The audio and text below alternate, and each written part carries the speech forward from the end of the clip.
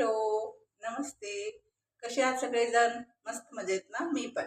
तर आज मी तुम्हाला दाखवतेय मटकीची सुकी भाजी. जी आता श्रावण सुरू आहे तर आपण त्यात कांदा लसूण वगैरे काही यूज करणार नाहीयेत. तर ती आपण स्टार्ट करूया. त्यासाठी मी गॅस ऑन करते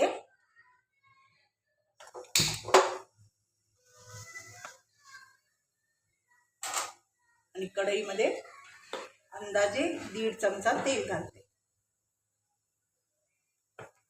तेल गरम होऊ द्यायचं.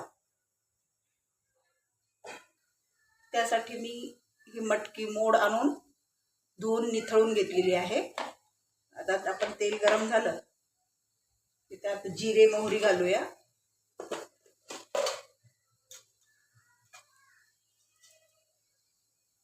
जिरे आणि मोहरी दोन्ही मिळून 1 चमचा मी घातलेला आहे. आता हे तडतडू द्यायचं.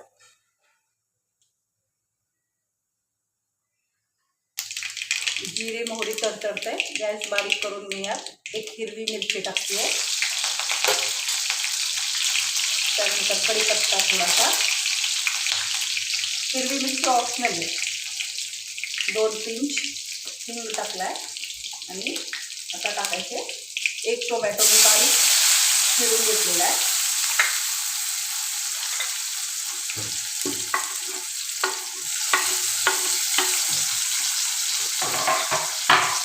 टोमॅटो थोडा परतून घ्यायचा.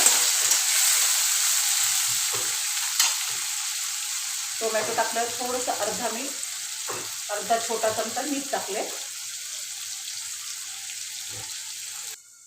बाकीच्या टाइमला आपण ह्यात कांदा अद्रक लसूणची पेस्ट पण टाकू शकतो. पण सध्या श्रावण सुरू आहे तर आपण कांदा लसूण वगैरे खात नाही. आता हा टोमॅटो मऊ झालाय. आता यात आपण टाकूया बेसिक मसाले.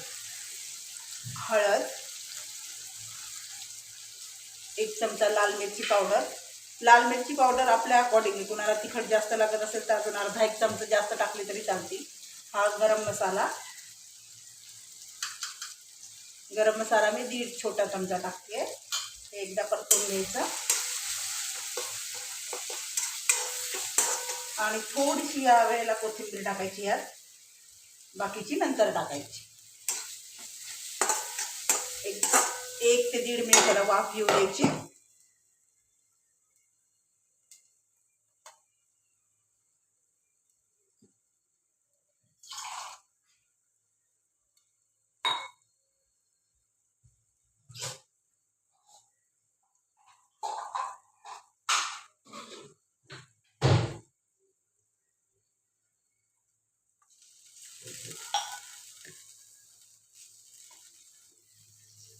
हे बघा 1-1.5 मिनिट वाफ आली आहे.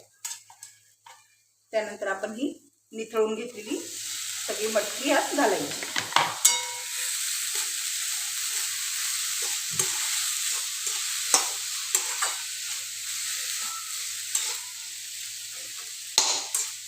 हे व्यवस्थित मिक्स करून घ्यायचं.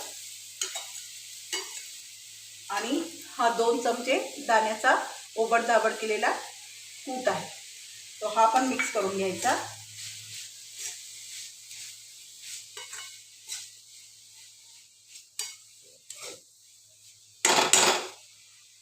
हे अर्धा कप आहे ना, हा छोटा अर्धा कप मी त्यात पाणी टाकतेय आणि त्याला मंद आचेवर 6-7 मिनिट ह्याला शिजवून घ्यायचं.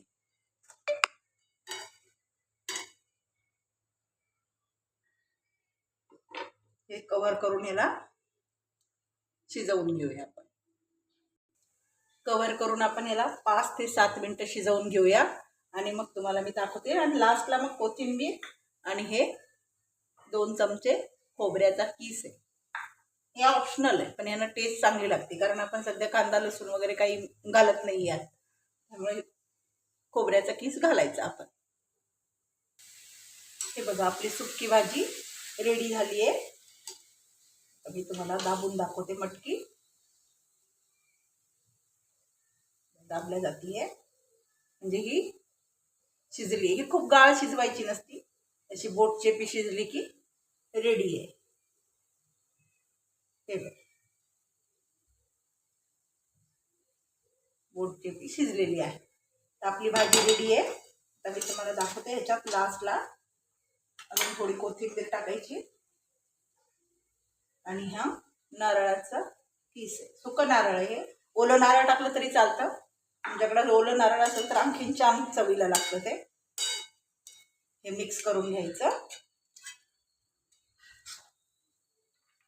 हे बघा आपली रेडी आहे मटकीची सुकी भाजी.